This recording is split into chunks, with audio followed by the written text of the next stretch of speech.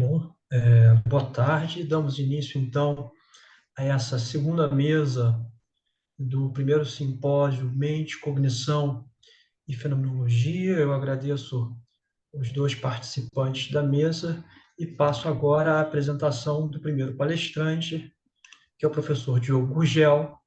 Diogo possui graduação em Filosofia pela Universidade Federal do Rio de Janeiro, mestrado em Filosofia pela Universidade do Estado do Rio de Janeiro e doutorado em Filosofia pela Federal do Rio de Janeiro e é pós-doutorado pela PUC do Rio de Janeiro. Atualmente é professor adjunto da Universidade Federal Fluminense, é também membro do Programa de Pós-Graduação em Filosofia da UF.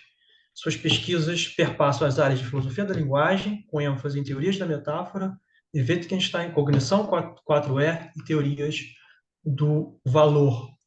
Diogo vai apresentar uma palestra intitulada Metáfora e Percepção Imaginativa na Lida Habilidosa. Diogo, você está com o microfone, muito ansioso para ouvir a sua apresentação. Obrigado, Paulo. Vocês estão me ouvindo bem? Tudo certo? Agradeço à comissão organizadora, faço voto de que haja ainda muitas edições desse evento. Fico satisfeito de estar aqui com colegas de longa data e também com colegas que conheci mais recentemente. É o caso do Giovanni, que está aí, vai ser o próximo palestrante. Bom te ver de novo, cara. Ah, bom, vou tentar compartilhar a tela. Vamos ver se funciona bem isso.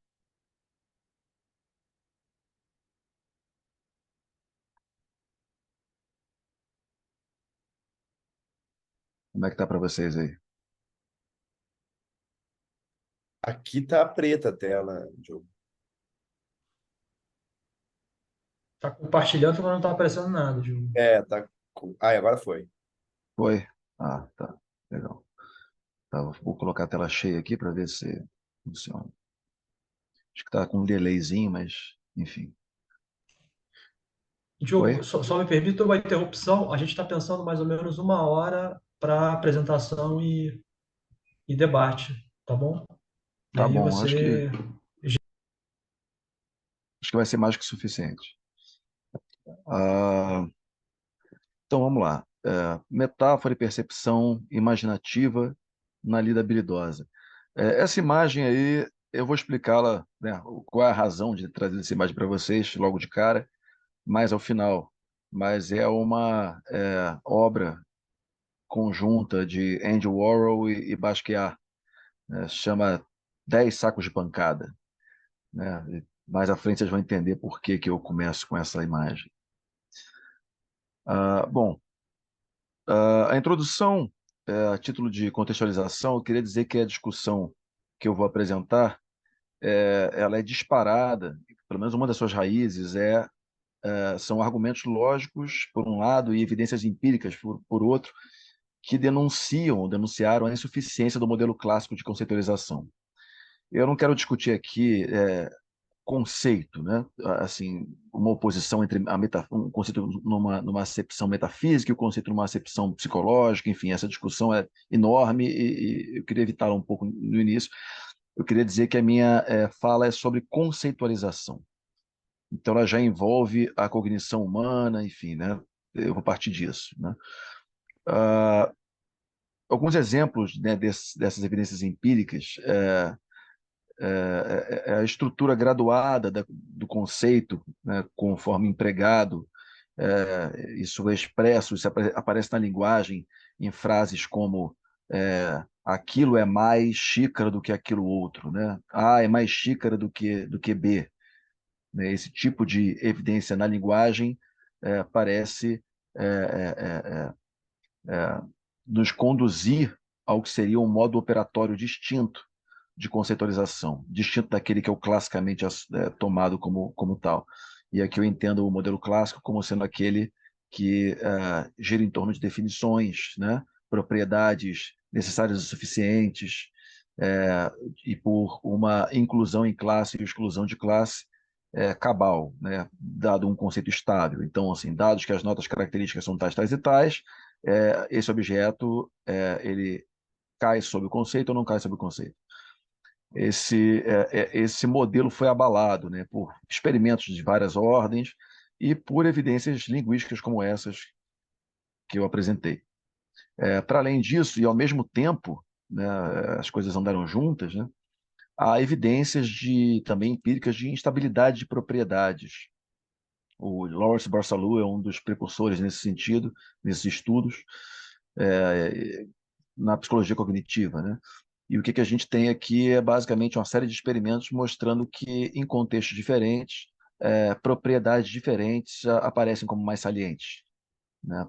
Então, a gente, sei lá, sapo é um exemplo, né? Sapo. Se eu penso sapo num contexto, num sítio e tal, alguém me pergunta o que é um sapo, eu vou ter uma certa, eu vou selecionar uma série de propriedades. Se alguém me pergunta, fala sobre sapo, enfim, num restaurante francês, eu vou lembrar, por exemplo, que sapo é algo que pode ser comido por humanos, né? Pelo menos alguns deles, né?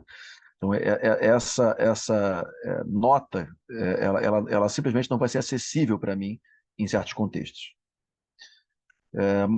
Enfim, então, esse é o contexto geral, né? Esse é o cenário que a gente tem aí. Então, esse tipo de evidência conduziu uma série de estudiosos a questões acerca da seleção de aspectos relevantes. Quer dizer, como é que a relevância atua na cognição? O que é selecionar aspectos, né? Como é que um contexto pode determinar essa seleção de aspectos? Como é que a meta pode ter certas metas, né, dentro de uma situação podem selecionar aspectos? Como é que as crenças, enfim, uma série de elementos podem determinar essas seleções.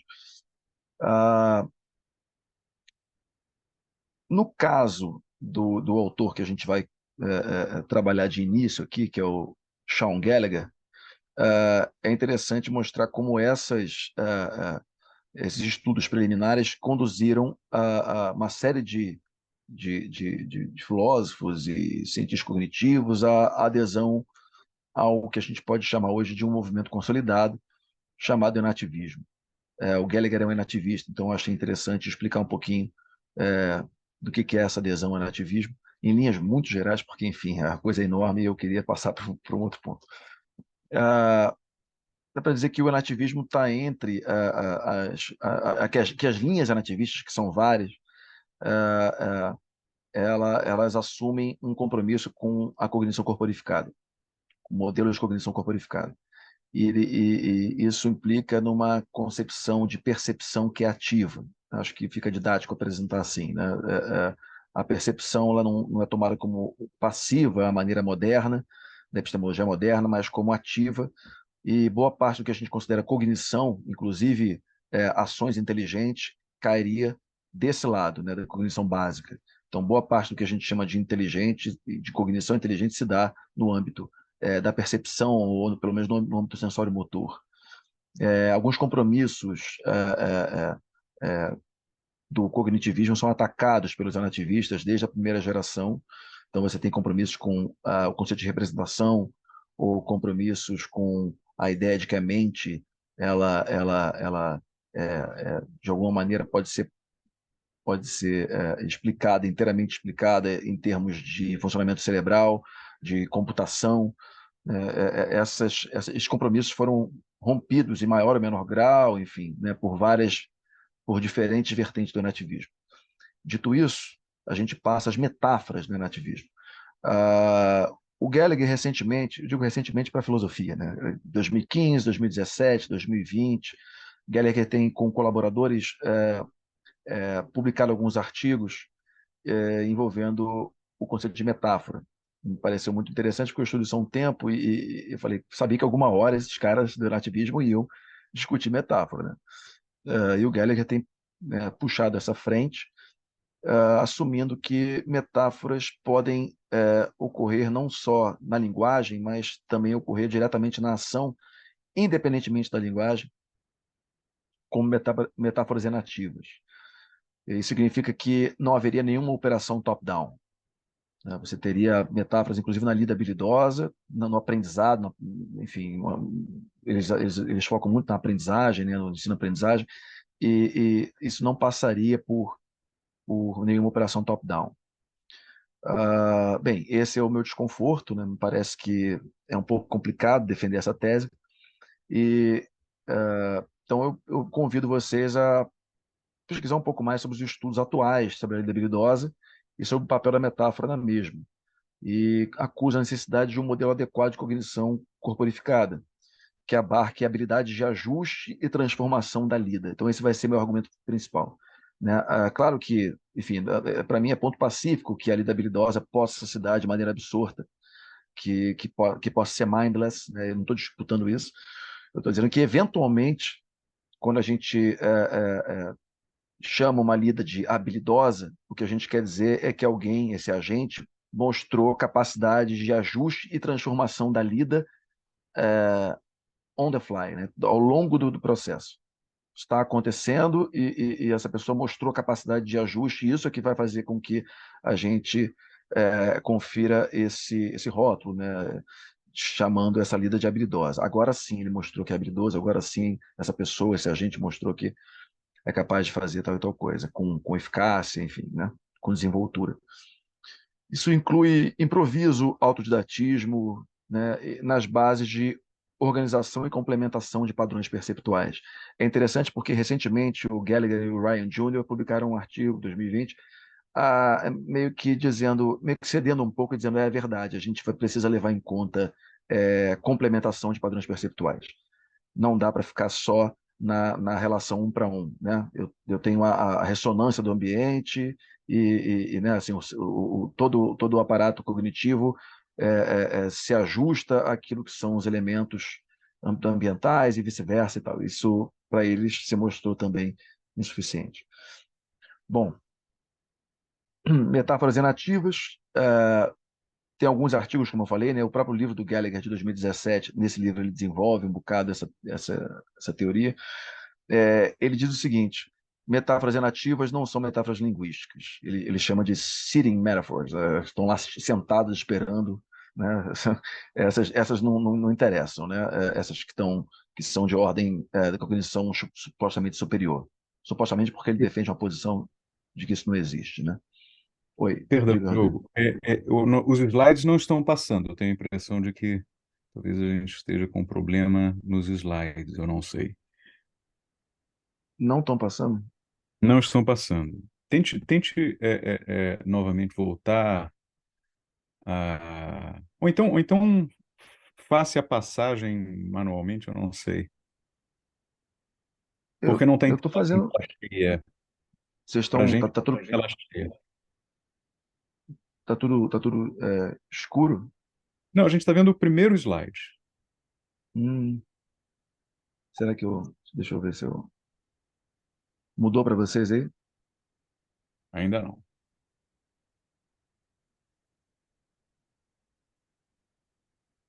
Vou É, tentar mais uma vez, senão eu tá. abdico disso e, e fico só na palavra aqui mesmo. Talvez o Ah, Diogo possa Então enviar você para o pode... Rodrigo, porque ele conseguiu fazer a transmissão agora há pouco. Se ele Não, não uma outra conseguir agora, possibilidade é simples. Vai clicando um a um. Por exemplo, o segundo slide. Clique no segundo slide. Vamos ver se alguma coisa muda. peraí. Aí eu vou deixar sem essa exibição cheia, né? Vocês estão Aí vendo depois você agora? clica. isso, Estamos vendo o segundo slide. Aí, bom, eu imagino que isso. agora Tá. você esteja no Então, de quarto repente, eu slide. deixo assim. Eu deixo assim, talvez, né? Aí você vai É, clicando toda vez que você for mudar. Isso é uma boa ideia. tá. De repente, fazer a tela cheia fica mais pesado, não sei. Bom, assim vocês conseguem ver? Conseguimos. Tá. Sim. Então, não, deixa eu voltar, porque aqui. Então, eu vou tentar resumir aqui, né? Eles partem de um estudo desenvolvido pelo Malafores, não sei se é assim que pronuncia, que faz uma distinção entre affordances linguísticas e affordances na lida com artefatos. E affordances aqui, enfim, cada conceito tem que explicar um bocado, né? Mas isso vem da psicologia ecológica do Gibson, é, fez carreira, enfim, é um conceito super usado hoje em dia, inclusive por nativistas. Affordances seriam como que ofertas que se dão na interação entre agente e ambiente, né? no ambiente se oferta, por exemplo, essa xícara aqui é pegável por mim, né? Dado que eu tenho a compleição neurofisiológica que eu tenho e que essa xícara tenha uma certa constituição, ela se mostra para mim pegável, enfim, né? Se a pessoa toca muito violão, ela olha para o violão e o violão se mostra, né, enfim, ressoável. Há uma série de possibilidades, né? Então, affordances linguísticas seriam de um tipo e affordances da lida com artefatos seriam de outro tipo, e eles estão dizendo que metáforas enativas seriam mais da segunda ordem, né? Elas seriam capazes de ativar affordances nessa lida com artefatos. Então, e usam o ver como. Vejam, ver como também tem uma carreira, né? O conceito que vem de uma discussão de Wittgenstein com os gestaltistas, com Köhler, e eles usam de uma maneira muito peculiar, que daqui a pouco eu vou encrencar com ela, mas enfim, eles usam dizendo que o ver como ele é inteiramente da ordem sensório-motora, de cognição básica, né? Não há nada de top-down nesse ver como, segundo Gallagher e colaboradores. E então, né, tudo depende de um know-how habitual. Toda a metáfora inativa ficaria no âmbito do know-how habitual. Em estado de completa absorção, mindless, né? Uma base que eles têm aqui, dentre outras, é o Merleau-Ponty, né? A ideia de esquemas motores, né? O modo como o Merleau-Ponty usa o conceito de Gestalt, tudo isso está ali nas bases de Gallagher e companhia. Em artigo mais recente, ele chega a usar o termo estruturas de Gestalt, e opõe essa Gestalt a regras, definições, enfim, né? Porque senão, claro, a gente teria uma atuação top-down. Então ele fala, não, a gente responde a Gestalt, né, de modo imediato, e tudo se resolve em termos sensório-motores, tudo se resolve no know-how, nenhum know that, né, nada que seja de conteúdo mental. Metáforas, então, efetuariam, diz ele, uma ampliação do espaço de affordances. Então, a metáfora teria aquela coisa da transferência clássica, né? Mas a transferência se daria no sentido de que um certo domínio, que a gente costuma chamar de domínio fonte, organizaria o domínio alvo, né? Mas no sentido do Geller seria uma fusão mesmo, né? Fusionaria, né, com o domínio alvo. Enfim, exemplo seria um menino asteroide, uma criança que aprende o que é o sistema solar, usando realidade aumentada e vendo o seu próprio corpo como um asteroide e navegando por um certo espaço, né? Isso seria uma metáfora, assim, permitiria metáforas e metáforas no sentido inativo. Banana telefone, né? Uma criança que pegue uma banana e use como se fosse um telefone, né? Se ver a banana como um telefone. São exemplos que eles dão ao longo dos seus textos. Mudou para vocês aí? Slide? Tá. Então, problemas do modelo. Eu vejo alguns, assim, uma série, na verdade, mas eu só vou explorar mais um, né? O primeiro eu só coloquei para vocês saberem que tem mais problemas. Eles não dão um limite para ampliação do espaço de affordances. Até onde vai isso? Esse é um velho problema de quem trabalha metáfora, né? Existe a metáfora, existe o nonsense. Claro que a gente está falando de metáfora linguística, mas algo equivalente ocorreria nesse âmbito também, né? Até onde a gente pode falar de ver as coisas, né, como outras coisas e outras coisas e outras coisas. Quer dizer, eu posso ver o violão nas affordances como ele se oferta agora, mas também posso ver outras metafóricas. Aí acabou, né? Eu vou infinitamente, sem lastro, para a possibilidade de affordances, né? Não há um limite para isso, enfim, me parece pouco plausível. Mas essa discussão eu não vou abrir agora. A minha discussão aqui é o seguinte: como fica a expertise para além do know-how habitual, em casos, né, em que isso seja requerido? Esse acionamento de Gestalt habituais não é suficiente para explicar justamente práticas que envolvam ajustes e transformações da lida, né?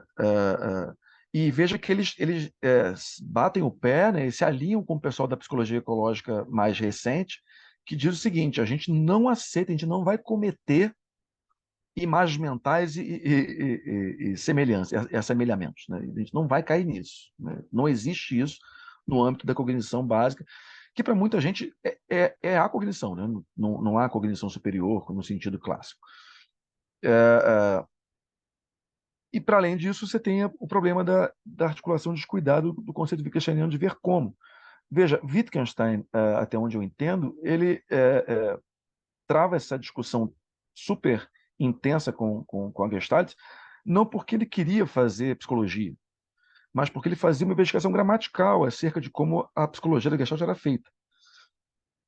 E me parece que metodologicamente parece muito interessante a Wittgenstein discutir o ver como, justamente porque são evidências linguísticas, que é algo que a gente, né, do modo como a gente usa a linguagem ordinariamente, de que há talvez figuras híbridas entre a percepção e a conceitualização.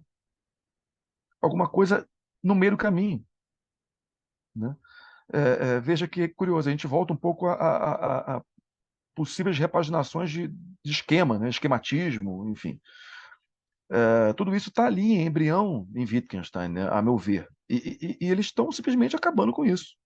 Porque se você reduz o ver como a percepção básica dessa maneira, não há como explorar esse meio do caminho, né? Enfim, por isso me parece interessante explorar um pouco mais esse campo todo da lida habilidosa, de metáforas na lida habilidosa. As bases dessa discussão sobre lida habilidosa, vocês já devem conhecer, enfim, quem não conhece seria legal procurar, está na disputa entre o Dreyfus e o McDowell. Essa disputa rendeu muita coisa, o McDowell defendendo conceitos, atuando na lida habilidosa, o Dreyfus dizendo que não. Há uma repaginação mais recente que o John Sutton faz, depois a Bárbara Monteiro e companhia, colaboradores, têm feito, que defende uma espécie de cognition in action, um princípio de cognição na ação, alguma coisa de top-down, porém mitigado, né? Porém sem querer voltar aos problemas, aos erros da teoria clássica de conceitualização, de representação, enfim, tentando repaginar o conceito de representação, mas assumindo que há, não sempre, mas em diversos casos de lida habilidosa, há efetivamente a intervenção de algum tipo de conteúdo mental, né? Eles se opõem, então, a esse modelo que eles chamam de just do it. Just do it seria a posição do Dreyfus e do Wheeler e outros autores mais recentes. Alguns argumentos. Não dá para assumir que atletas de ponta, por um lado, ou que experts em arte, por outro lado, né, músicos, enfim, que eles sempre estejam nas suas execuções, não estou falando de ensaio, né, estou falando da execução, efetivamente, do momento lá da competição e tal, que eles sempre estejam mindless. Né? Por quê? Porque durante o processo, eles procuram eliminar o que eles chamam de ghost gestures. Por exemplo, você pode estar fazendo movimentos que estão te tirando uma performance. Né? Um violonista que está botando, sei lá, eu gosto de violão, né? O dedinho aqui no tampo do violão para ganhar mais firmeza, e isso pode estar atrapalhando ele na sua execução. Ou o atleta que machucou o ombro e jogando tênis, ele tem que jogar agora fazendo outro movimento para compensar alguma, enfim. Tudo isso acontece durante o processo, durante a competição, enfim. E ele tem que encontrar meios de eliminar aquilo que seriam movimentos que são muito pequenos, muito sutis, mas que estão atrapalhando a performance dele. Um outro argumento seria a interrupção de desenvolvimento. Né? Tem um ponto que você sente que, dizem eles, né? A Monteiro é bailarina, né? Ela está usando um pouco do que ela mesma vivencia também, além de colher muitos relatos. É um momento que você quer superar um certo estágio de lida e você não está conseguindo. Então, encontrar modos de intervir sobre os seus esquemas motores é algo muito relevante. O terceiro argumento, o sufocamento por ansiedade, né? Eventualmente, você conseguir mudar a sua lida, a sua percepção mesmo, né? O arranjo perceptual pode permitir controlar a sua ansiedade durante uma competição, durante uma execução, na apresentação de uma peça musical, enfim. Aí eles dão exemplos, né, de relatos de primeira pessoa, né, os músicos ou atletas falando sobre o que vivenciam. Então, o Steinhardt é um violinista, e ele diz que ele e o quarteto dele têm que entrar, né, into the zone, né? é uma expressão comum, né, no inglês estadunidense, pelo menos, se eles não estiverem nesse momento, nessa zona musical em que eles são por ouvido, eles não conseguem executar tão bem as suas peças, enfim, né? Nem toda noite eles conseguem entrar nisso. Então, é como se fosse o lugar de trabalho deles, mas esse lugar de trabalho nem sempre é tão acessível assim. O Breitkopf, esse tenista, fala de uma prática que ele adquiriu treinando, mas que ele usa muito durante as competições, que é o treeing, um arvoramento, sei lá, é meio estranho porque em português tem outra acepção isso aí, mas é se colocar como que em cima de uma árvore, de uma copa de uma árvore, atrás de si mesmo, em terceira pessoa, como se fosse uma visão de terceira pessoa, né? De cima, vendo o seu próprio corpo se mexendo, sei lá, sacando a rede, né? A quadra e o adversário, tudo isso numa perspectiva distinta daquela que é a sua de primeira pessoa. E com isso você e claro que imaginativamente, né? E com isso você consegue coordenar suas ações de uma outra maneira, você pode até controlar um pouco a sua ansiedade, você pode corrigir certos movimentos, enfim, tudo isso, diz ele nesse relato do tenista, tudo isso seriam ganhos, né? Seriam tornar a sua lida mais eficaz. Eu acrescento isso, o argumento que eu tenho apresentado desde o início, que é o de que certas ações só se caracterizam como habilidosas quando a gente nota, por parte do agente, habilidade de ajuste e transformação desses acessos sensório-motores ao ambiente. Aí o Federer. Eu meio que já falei sobre isso, né? Então, esse controle cognitivo, eu não estou conseguindo ler a tela toda aqui porque vocês estão aparecendo para mim. Mas, enfim, basicamente tem a ver com as funções cognitivas de regular o comportamento de acordo com planos e metas de ordem superior. Né? Então, é uma pergunta muito séria, né? Como é que uma meta orienta uma ação durante a lida habilidosa? Né? Não é meramente resposta habitual, porque eu posso mudar essa meta no meio do caminho. Né?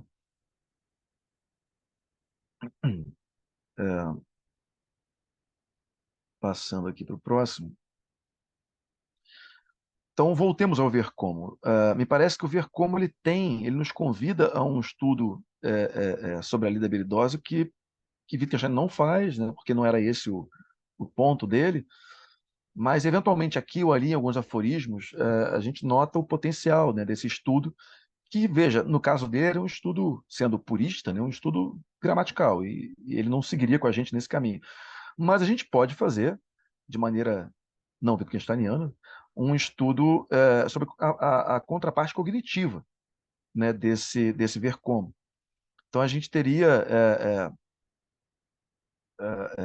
metáforas atuando no ver como. Eu percebo que eu selecionei metáforas anteriormente, né? Os exemplos abundam, mas eu peguei só as metáforas, que não somente são descrições do que se faz, mas também formas de organização desses arranjos sensório-motores e transições entre arranjos.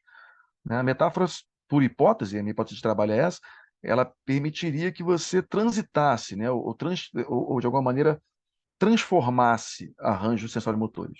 Né? Estou falando de metáfora na lida habilidosa, tá? Não estou fazendo uma teoria da metáfora geral aqui, pensando na metáfora na lida habilidosa. Então, a minha procura aqui, minha busca é por uma modelagem mais adequada em termos de cognição corporificada. Né? E não é só o ver, né? Mas o perceber como, né? Já que a gente está falando de qualquer modo de percepção, né? Qualquer modalidade de percepção, inclusive levando em conta propriocepção, interocepção, estados afetivos, enfim. Como eles podem, inclusive, tentando, né, trazer isso para uma epistemologia muito mais dialogando com a neurociência, o que se tem discutido agora, né, sobre cognição. Me parece que o ponto aqui é que Wittgenstein já tinha acusado um possível contínuo entre percepção e conceitualização. E o ver como seria uma forma de explorar isso. Então, a proposta é de adoção de um modelo que permita pensar esse contínuo. Enfim, a discussão iria longe, né, de possibilidades que a gente deveria descartar. No artigo que eu escrevi recentemente, eu faço isso, aqui não dá para fazer, não teria tempo, mas minha proposta é que a gente adote o modelo multimodal e simulacionista de cognição proposto por Barsalou, por Lawrence Barsalou. eu vou apresentar um pouco esse modelo agora. A percepção imaginativa e metáforas como habilidades de acesso. Essa é a proposta, né? Então, a tese é de que metáforas podem funcionar como habilidades ou técnicas de acesso ou de transição entre esses arranjos, que eu chamei de arranjos sensório-motores. Shapiro recentemente publicou um livro sobre cognição corporificada em que ele faz esse resumo aí, né? É uma espécie de cartão de visitas do Barçalou. Ele diz, olha, o que ele está fazendo primordialmente é desafiar qualquer modelo de representação amodal. Ele não rompe com a representação, mas ele repagina a representação consideravelmente, desafiando o Fodor e todo mundo que de alguma maneira segue o Fodor, né? A ideia de um sistema central conceitual, o Barçalou mostra que, em termos lógicos e em termos empíricos, é descartável. Não há necessidade de recorrer a isso. Não há nenhuma evidência neurocientífica, dizia ele em 99, não sei o que ele diria agora, o último artigo que eu li dele foi 2015, mas, enfim, acho que de lá para cá não surgiu nada de evidências de que algum tipo de transdução ocorre, né, e a gente tenha informações que sejam transportadas no cérebro do que seria o córtex sensório-motor para regiões, né, sensório-motoras, para aquilo que seria uma suposta região específica, especializada em conceitualizações. A gente tem linguagem, mas uma coisa é linguagem, outra coisa é conceitualização. Então, nada nos leva, né, em termos empíricos, para esse caminho, né, para essa modelagem. E muita coisa leva no sentido oposto. Então, ele diz o seguinte, olha, pensemos que essas informações elas ficam nas suas modalidades de origem. Né? O que é visual fica no visual, o que é auditivo, o que é sensório, o que é proprioceptivo, o que é afetivo, não é fica, né? Fica é um modo de dizer muito descuidado meu, mas de alguma maneira você tem zonas de convergência que permite que a gente, de alguma maneira, acione ao mesmo tempo, né? Que a gente dispare ao mesmo tempo regiões diferentes, mas, em última instância, não há nenhuma necessidade de amodalidade para explicar isso. Você tem um material bruto de registros mnemônicos e você tem acessos sempre situados, né, ad hoc. Você tem seleções ad hoc para cada situação, uma espécie de customização para a situação. Não haveria estabilidade, é isso que eu quero dizer, né? Não haveria estabilidade de conceitos. Conceito, nesse sentido clássico, é uma quimera, diz o Barçalou, né? A gente tem simuladores, né, que entram em cena em diversos momentos diferentes, e esses simuladores permitem simulações que vão preencher a percepção. Então, eu tenho uma percepção agora e essa percepção é preenchida com, como já dizia Gestalt, né, com, com algum tipo de atuação top-down. Bom, essa é a teoria dos símbolos perceptuais, né? Ele diz que, claro, que para isso acontecer, a gente tem que seguir a hipótese de um pareamento dos processos sensório-motores por sistemas de símbolos perceptuais. Teria que ter um pareamento, né? Quando você tem um certo estímulo, um certo modo de disparo de regiões, de nós neurais tais e tais, de regiões tais e tais, você teria uma espécie de registro, né? Pelo menos parcial, esquemático, como ele diz. Sempre parcial, claro, você não vai registrar tudo, você sempre vai selecionar para certos fins, né? Assim que a memória acontece de modo seletivo, assim que a atenção acontece de modo seletivo. Então, a seleção seria a regra, né? E em maior ou menor grau. Então, você teria esquematizações mais, digamos assim, menos abstratas e mais abstratas, né?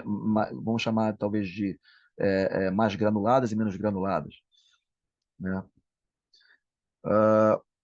E essa repaginação, que eu vou chamar de uma repaginação do esquematismo, né? Nas bases da multimodalidade e da simulação, porque para ele, esquema é fundamental, né? Qualquer tipo de pareamento seria de natureza esquemática. Então, vocês veem que, para quem estuda um pouco de neurociência, a gente teria memória episódica sendo assim posta com primazia, né? Você tem uma primazia da memória episódica. Essa memória episódica permitiria vários graus diferentes de armazenamento de conteúdo. Agora, conteúdos multimodais, né? Conteúdos de caráter, não de caráter amodal e estável. Então, vamos lá, vamos para o gráfico, para o diagrama, porque fica mais interessante.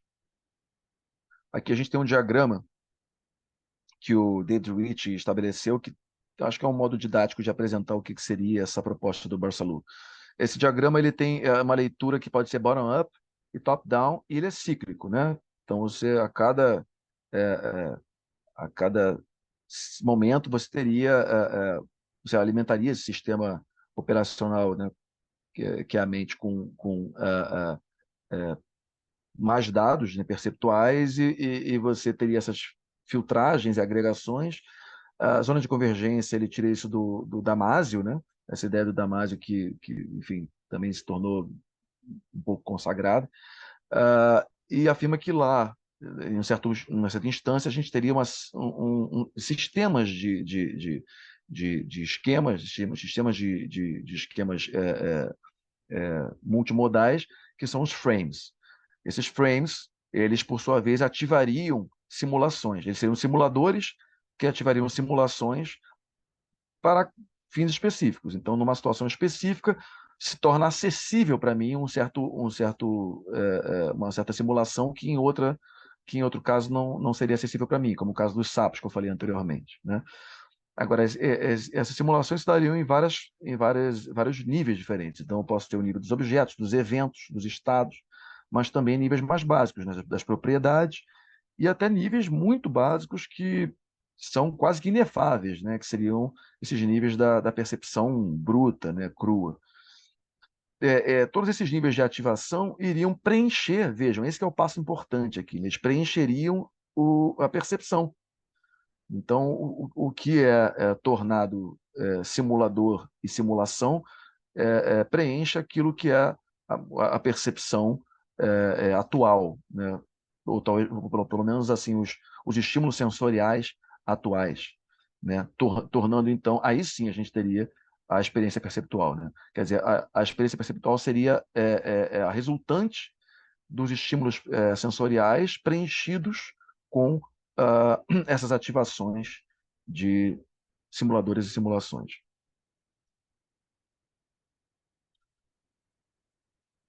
Então, algumas implicações. A seleção ad hoc, ela é a regra, né? É isso que nós, em geral, fazemos nos nossos processos cognitivos, né? O que nós fazemos é sempre situado, né? São seleções de aspectos relevantes de modo situado.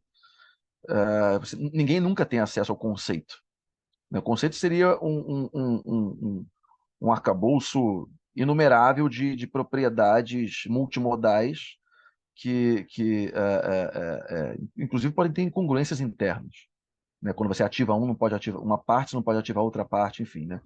Falar de conceito aqui é, é, é, se torna contraproducente.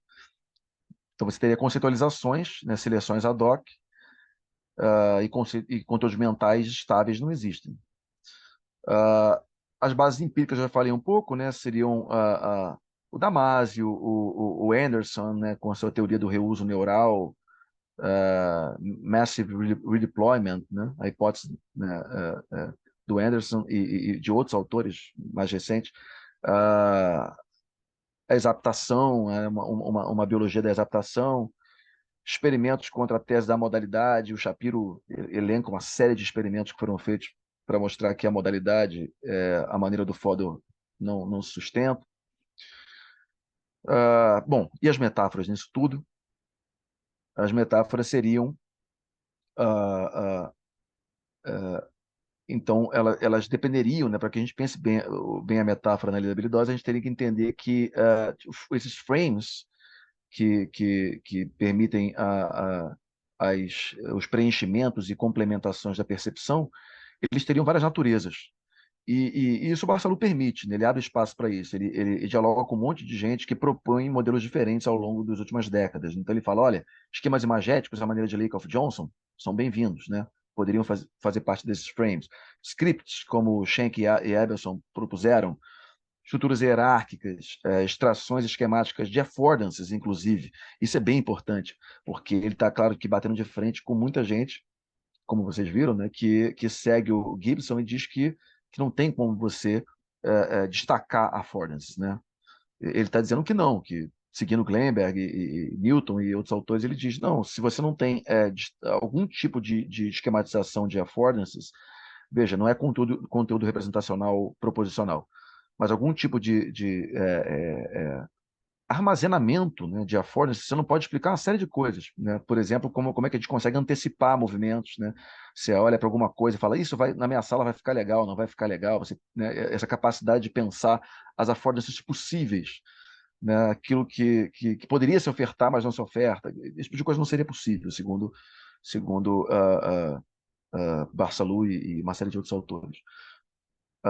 Vou pular o Rich aqui, acho que não vai ser importante para a gente, eu queria chegar no ponto. Então, por fim, eu quero dizer que a lida habilidosa ela pode requerer acionamento de frames altamente esquemáticos, com menor granularidade. Isso pode ser uma discussão que eu não quero fechar agora, porque eu acho que, enfim, nem para mim está muito claro. Quer dizer que eles são mais abstratos ou que eles são mais primários? Né? Talvez em termos neurocientíficos sejam mais primários, né? Assim, o córtex visual lá, né? De primeira ordem, talvez o que a gente tem ali de ativação seja justamente o que ele está chamando de esquema no sentido mais abstrato aqui. Né? Então, falar que isso é mais complexo talvez seja um equívoco. Talvez seja um equívoco. Essa forma geometrizante de ver o mundo, enfim, tudo isso, né, esses padrões gráficos, tudo isso talvez seja mais primário e não mais abstrato, enfim. Mas é uma discussão aberta, eu acho que não tenho elementos para discutir isso agora satisfatoriamente. Mas, então, se isso é assim, né, seriam eles que iriam complementar a percepção de vários modos distintos. Né? Onde é que as metáforas entram nisso? As metáforas não são esses frames. Durante um tempo, eu fiquei alimentando essa hipótese, né, de que as metáforas eram os frames. Mas agora eu penso que não. Eu penso que as metáforas, elas são, pelo menos na lida habilidosa, elas atuam como orientações top-down, são deixas, são cues, né, são pieces of evidence, para o acionamento de estruturas multimodais maiores, overarching, né, que nos permitem organizar a situação. Porque volta e meia, isso desde Schleiermacher, né, o contexto é um troço meio fuzzy, né, assim, borrado. A gente não determina bem o contexto, a não ser que a gente precise determinar. Né? E na lida, você precisa determinar. Então, o que vai contar como relevante? O que não é relevante? Né? Certos indivíduos não contam aqui, certos objetos não contam, certas relações não contam. Né? Você faz um destaque de algumas relações, objetos e eventos e vai simplesmente ocultar outros. Essa ocultação para certos fins, né? É isso que me interessa aqui. Então, a metáfora permitiria o acionamento de estruturas maiores, ela seria uma pista, né? uma deixa. Né? Você faz uma relação e o resto o interlocutor vai fazer. Né? Você mostra um caminho e o resto, supostamente, vai, se a metáfora é bem sucedida, ela vai se abrir, né? Veja, não só como um meio de compreensão, mas como um meio de lida. É um modo de lidar. Por isso que as affordances são tão importantes aqui. E eu chamo isso de uma forma de seleção teleologicamente orientada. Então, vou fazer uma oposição entre a orientação teleológica e a orientação taxonômica. O que a gente chama de literalidade é uma tentativa de atuação offline. Eu digo tentativa porque eu não acredito muito nisso, mas uma tentativa de atuação offline, de reunião de formas de seleção distintas no mesmo conjunto chamado conceito, né? Que é artificialmente determinado. Né? E a gente vai fazer uma grande taxonomia do mundo, pode ser não, ela é fundamental para as ciências, né? Fundamental para uma série de campos de atuação. Mas quando a discussão é lida habilidosa, isso pode ser muito contraproducente. Né? O que importa é a seleção adequada para uma lida eficaz. O que importa não tanto factualidade, mas facticidade. Né? Ser factível, se mostrar factível. Né? E aí, tem o tempo aí? Como é que tá, Paulo? Só 2 minutinhos eu tenho?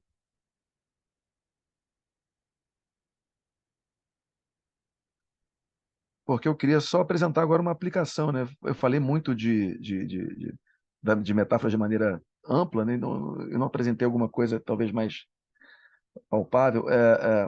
Me pareceu interessante para dar um pouco uma ilustração do que eu estou propondo.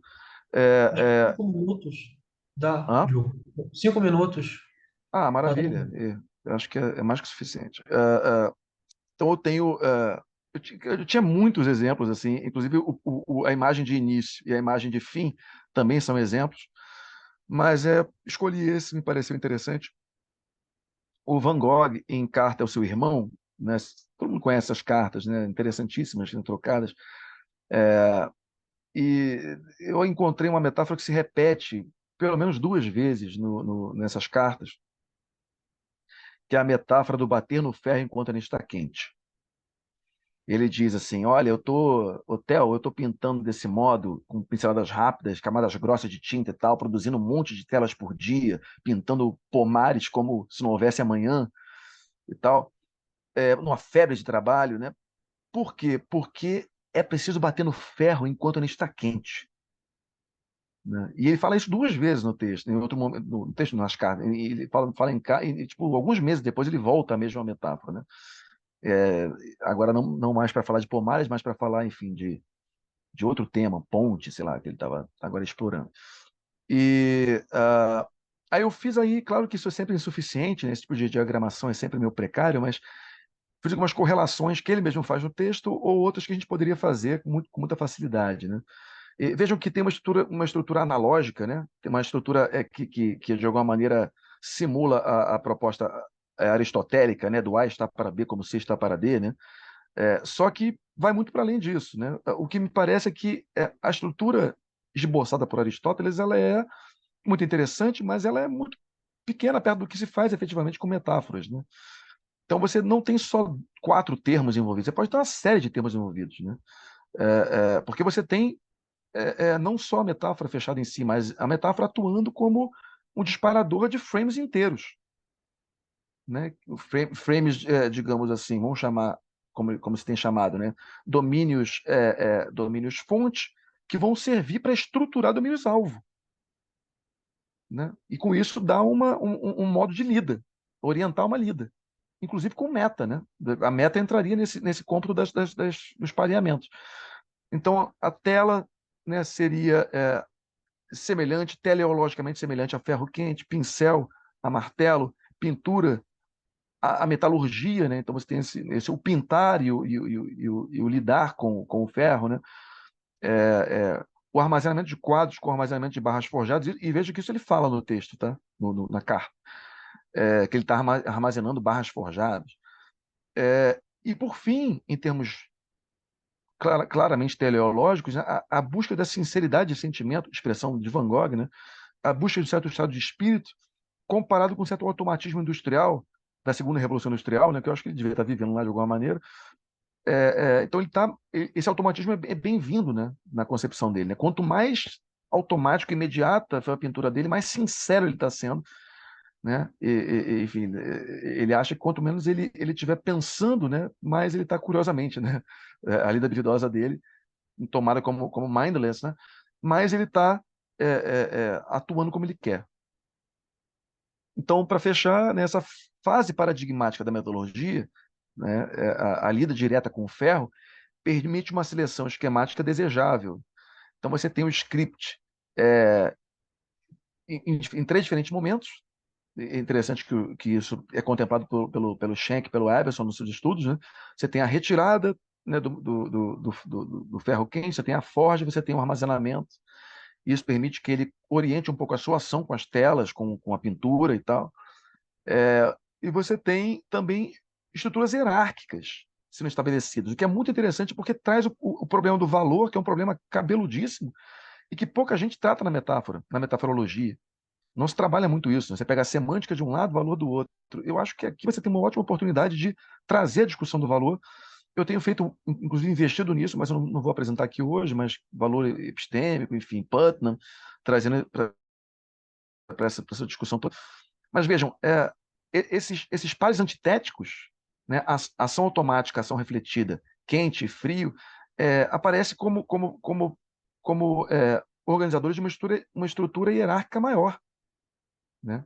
E eu tenho aqui uma preferência pelo automático e não pelo refletido, uma preferência pelo ferro quente e não pelo ferro frio.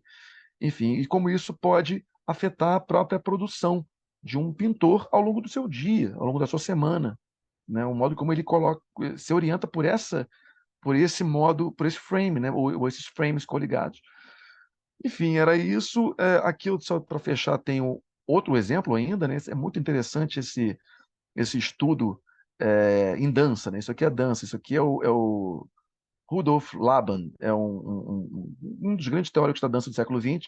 Ele propunha que os bailarinos e bailarinas que seguiam o método dele explorassem o espaço a partir de sólidos platônicos, né? Claro que ele construiu alguns sólidos platônicos para servir de modelo, mas pelo mundo afora, o que se faz hoje, quem segue essa escola dele, é imaginar, né, esses sólidos platônicos. Então você imagina os vértices e você explora os vértices, né? O movimento dos membros dos bailarinos meio que explora de maneira harmônica esses vértices e esses lados, né? Enfim, essa área interna, né, desses sólidos platônicos.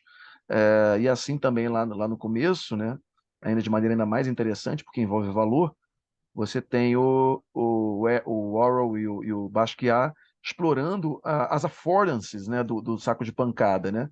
Você tem o saco de pancada, que eu acho que é um ótimo exemplo de um objeto que convida você a alguma coisa, né? Você olha para o saco de pancada, sei lá, não sei se vocês aí, mas eu tenho uma vontade de dar uma porrada no saco. E o saco, no entanto, eu tenho Jesus Cristo, entendeu? Na minha frente. Eu não sou nem religioso, mas, porra, é foda, né? Né? Bater em Jesus Cristo. E tá aí, né? Judge, um convite. Então você fica meio, você trava, né? A sua tendência à lida é interditada. É muito interessante isso, né? Claro que, nesse caso, a gente tem a cara de Cristo pintada, né? Grafitada. Mas você poderia não ter, né? Você poderia imaginar o seu inimigo ali e, com isso, ter uma eficácia maior, né? Na sua lida, né? Você imagina o inimigo, você vai querer bater mais forte, enfim. Ou o oposto, como é o caso, né? Você imagina Jesus Cristo, você fica, não, peraí, deixa eu segurar um pouco a minha onda. Enfim, acho que é uma exploração artística interessante do que a gente chama de affordances e de como metáforas podem atuar nas affordances. É isso que eu tinha para hoje. Muito obrigado.